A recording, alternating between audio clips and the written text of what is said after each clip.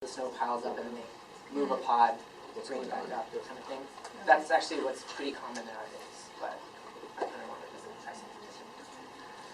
What's the thinking behind the development of these more really functional ones? They sort of are like the others, but not really.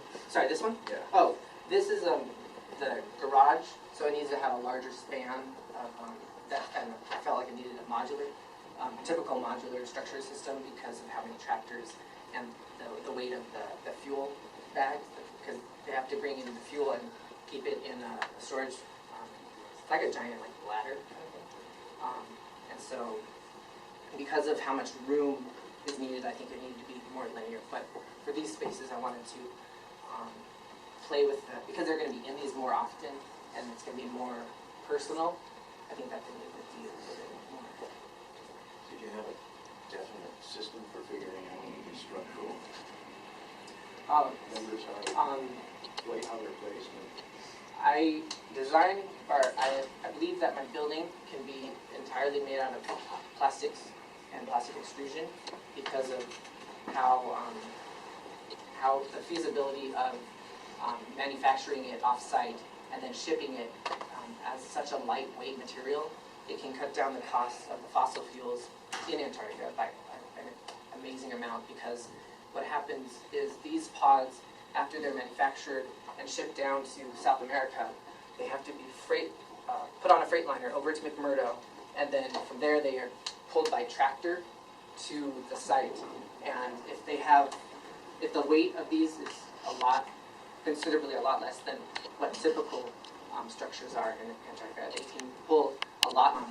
The large spanning members could be more regular and more of like a modular system, but then the connectors, because of how many angles there would be, those would have to be more designed, more and produced, more often. But I believe that there could be a pattern of repetition to that.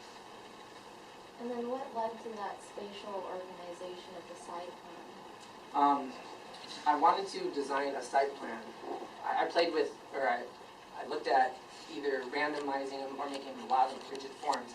What I came out to is this module that can then be repeated and onto in future phasing. So then the circulation wouldn't have to be removed, and they wouldn't have to dig the trenches. So what they are, what is it? Are you enclosed when you're walking through that? Okay. This is the circulation system. It's like basically what they would do for everything. They would dig a trench, and then to place the pods in, fill it back up, and then it would free all the snow on this level would freeze more back, and the circulation would be like a slightly like a slight V. That it right there? Yes, right here. Cut in with a flat base, and then sort of like a membrane of the structure that's similar to this, but I feel like it'd be a little bit more loose on the walls that would transport the similar thermal heating, thermal pipes and water throughout the sides, with the ETFC panels covering the top. So you're walking down these long corridors, but are able to see above you and feel the ice next to you.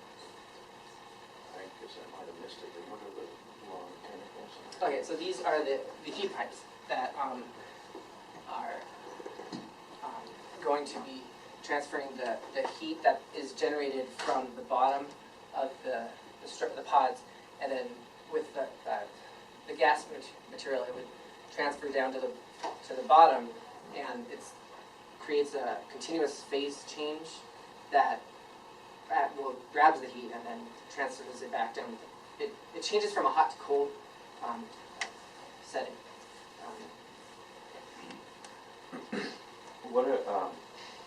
What measures are you taking to react to the changes in sunlight or lack thereof, depending on the season? Yes. So, because these are essentially they're completely see-through, and Antarctica is blinding at some points of the day, some parts of the year. What I would have to do is incorporate a inner film that is a pattern that is inside the ATFE, and as the heat pumps the air into the panel, it will expand and contract these films, and these will eventually, these would overlap, and the light it becomes black and not as much will be seen through the interior. But on the exterior, I have this idea how, well, this was kind of like the projection kind of represents it. As the snow is building up on the exterior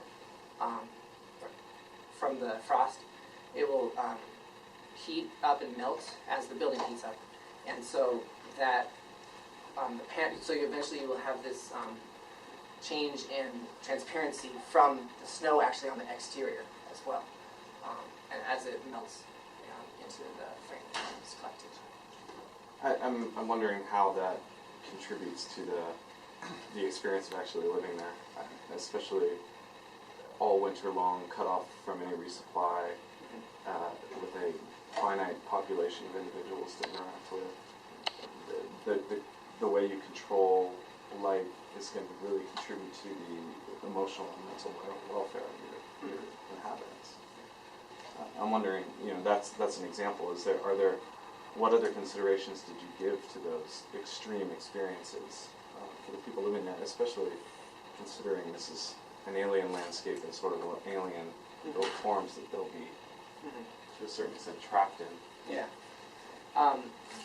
Well, when a person is in this space, they will not only have that light, of changing of light, they'll also, I believe that they will hear the ice as well, because as the snow melts, it cracks. Is that a good thing? It will only be the part that's melting and cracking. It's the same type of proper technique that they use in the wells when they drill for the water.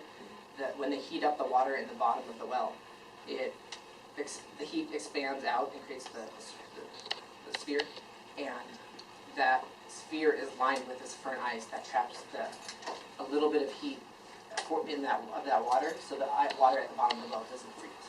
And so that was how I went for that. For me, I like the bigger picture of the project. It's attempting to research and create an environment that resists the adverse conditions, which is rapidly happening around the world under different circumstances and different climate zones. And your case study is kind of deals with the Antarctica thing. Now, I see in one of your panels on the right, you say future possibilities for prototype. Can you talk about that a little bit? Of course. So I designed this rendering so that this is not the moon. It is actually Jupiter's moon, Europa, which you won't see.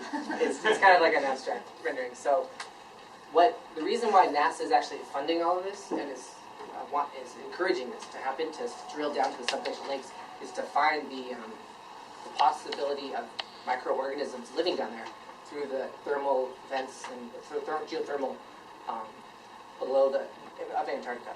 And so Europa, or Jupiter's moon, is actually similar to Antarctic conditions, and there's the ice crust.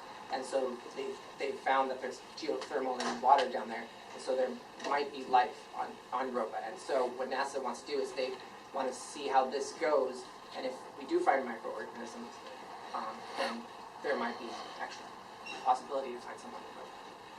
So I think I read someplace that those lakes, water's 20,000 years old. yeah, it's really old, because the ice in Antarctica is fresh water. It's built up of snow, compacting and becoming highly dense over years. And in some places, there's miles of this ice. And that just shows how Antarctica has been pushed down for who knows how long, really, and how dense that actually is at the very bottom. But because of the geothermal properties of Antarctica, they found that these lakes spread it throughout all of Antarctica. It's hard to tell on this, but they believe that these are actually connected and moving. And sorry,